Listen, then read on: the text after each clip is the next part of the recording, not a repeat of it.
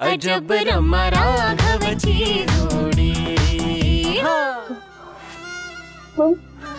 मला त्याच्यासोबत राहायचं, आम्हा दोघांना लग्न करायचं, एकत्र राहायचं।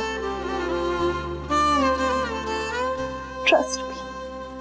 तू मला काही सांगू नकोस ते। चल तू चल माझ्याबरोबर आणि प्लीज तुला तुझ्या आईच्या ताब्यात दिली ना की आमचं काम समजेल। एक मिनिट, मला माझ्या मम्माच्या ताब्यात द्यायला मी काही मायनर नाहीये। आम्ही दोघंही अडल्ट।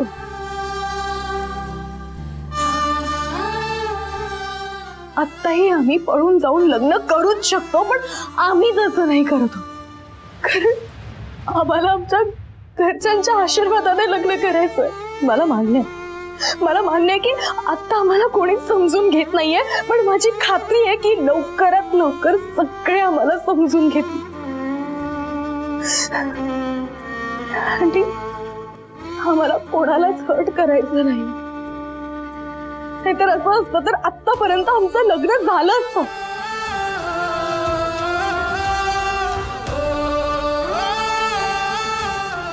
आणि तरीही तुम्हाला आम्ही दोघं चुकीचे वाटत असू तर तुम्ही तुमची ड्युटी करा, पण मात्र आमच्या लग्नासाठी आमचे जे काही होप्स आहेत ते सगळे संपतील आणि आमचे घरचे पुन्हा नव्याने आम्हाला सेपरेट करण्यासाठी नवीन प्लॅन्स करतील, नवीन प्रयत्न करतील। आणि अजूनही जर का तुम्हाला हे सगळं फेअर वाटत असेल तर तुम्ही मला बाहेर घेऊन जाऊ शकता, पण प्लीज प्लीज माझ्या मम्माने जे राघववर खोटे किडनॅपिंगचे आरोप केलेत ते प्रूव्ह करू नका। आमच्या प्रेमावर असे किडनॅपिंगचे आरोप करून डाऊट घेऊ नका प्लीज, कारण मला माहिती आज नाही तर उद्या आमचं प्रेम जिंकणारच आहे।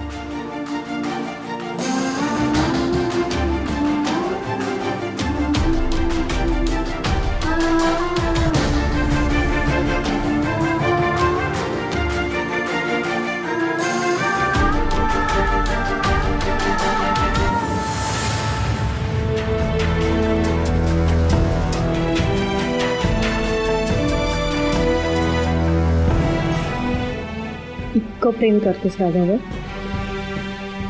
इतकं प्रेम करणारी मुलगी मी पहिल्यांदा बघते, आणि तुझ्या प्रेमाच्या आड यायचा अधिकार माझा नाही।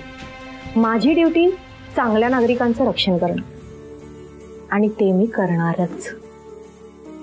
तू आणि राघव सुखाने संसार करा, मी बाहेर जाते।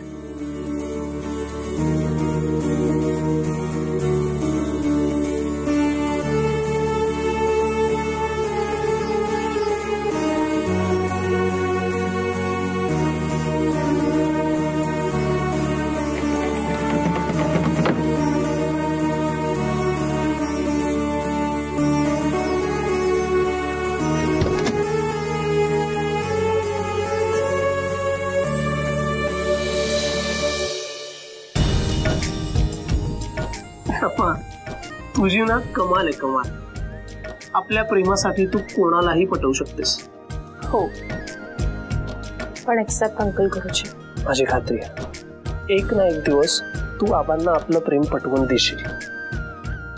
जितका आधी त्यांचा तुझ्यावर विश्वास होता ना, तितकाच विश्वास परत मिळवशील तू, ह्याची मला खात्री। आणि मग माझा डॅडही त्याचा राग विसरून जाईल।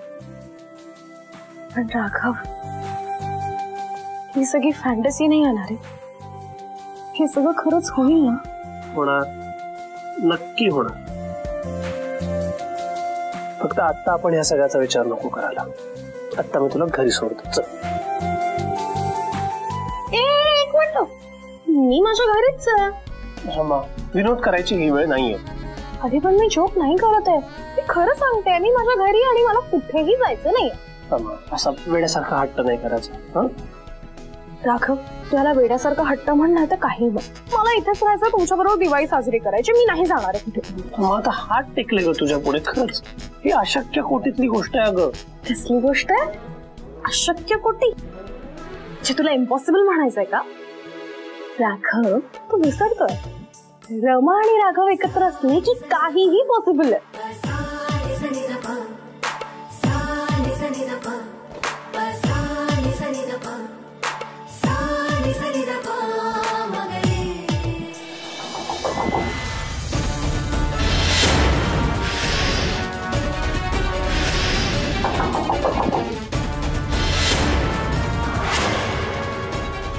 असेल? ही अश्विनीत असणार बहुतेक, सारखं मध्ये मध्ये करत असते. तू नका.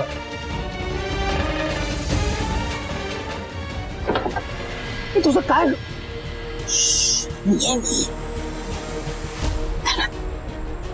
ये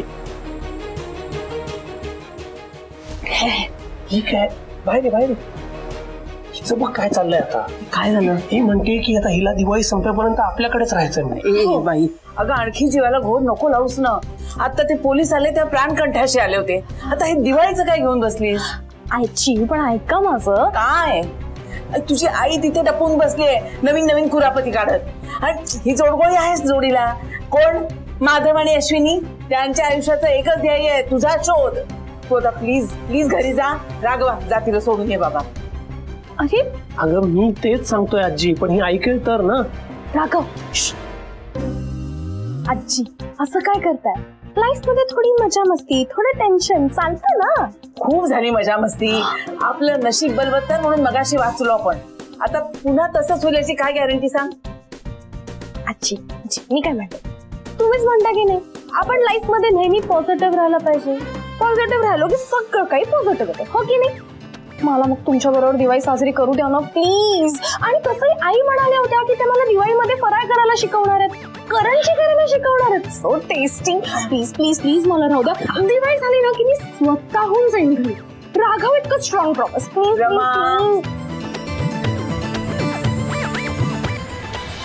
बरं मला सांगा, तुमचा आता पाय बरा आहे ना? दुखत नाहीये ना?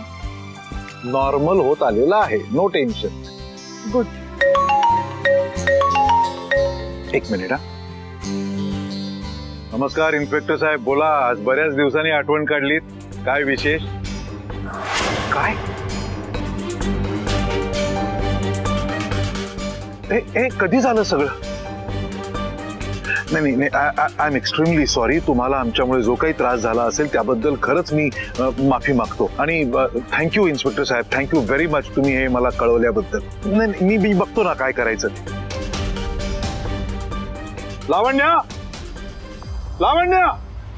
लावण्य आधी बाहेर ये. गिरीश, एक मिनिट. गिरीश काय झालं इतकं चिडायला? काय म्हणाले ते फोनवर? काय रे, काय झालं का आरडाओरडा करायला? हा, तुला व्यवस्थित माहिती आहे लावण्य तू काय केलंयस ते? तू पुरोहितांच्या घरी पोलीस पाठवले. मी तुला निक्षून सांगितलंय की आपला आणि पुरोहितांचा यापुढे काहीही संबंध नाही. तू त्यांच्या घरात परत ढवळाढवळ का करतेस? कारण रमा त्यांच्या घरी आहे. म्हणजे तुला वाटतंय ना की त्यांचा आणि आपला काही संबंध नाहीये? तर तसं नाहीये. रमा सोलो ट्रिपच्या नावाखाली घराबाहेर पडली खरी, पण ती ट्रिपला नाही तर राघवच्या घरी गेली. आणि मला तशी खात्री आहे. पण हेच फाइंड आउट करण्यासाठी मी पोलीस पाठवले. काय चुकलं माझं यार? माझ्या समोर रमाने सांगितलंय ती सोलो ट्रिपला जाते आणि माझा तिच्यावर 100% विश्वास आहे. तुला माझी कुठलीही गोष्ट कधी का पटत नाही रे? एक काम कर, तूच रमाला फोन कर आणि विचार ना तिला. विचार तिला की सोलो ट्रिपला गेली ना, मग एवढ्या दिवसात एकदाही तिचे वेअर अबाउट्स का सांगितले नाहीत तिने? एकदाही कॉल केलेला नाहीये किंवा मेसेज केला नाहीये का? असं काय करतेस? जा ना बाळा घरी. असं हटून नको बसू. फाईन, ठीक आहे. तुम्हाला मी इथे राहायलाच नकोय ना? चालेल, नका ऐकू कोणी माझं. मी जाते माझ्या घरी. आणि कोणी मला सोडायला यायची पण गरज नाही. माझी अगं असा अक्रस्ताळेपणा करू नको. ती गोडांबा ना सगळं स्वतःच खरं करणार आहे. आता काय करायचं याचं सांग तू. मी सांगते काय करायचं ते. तुम्ही दोघं मला इथे राहायची परमिशन द्या. सिंपल. ते तर आम्हाला करायलाच लागणार. ओके. या सगळ्या प्रकारात तुला सगळ्यांपासून दूर कसं ठेवायचं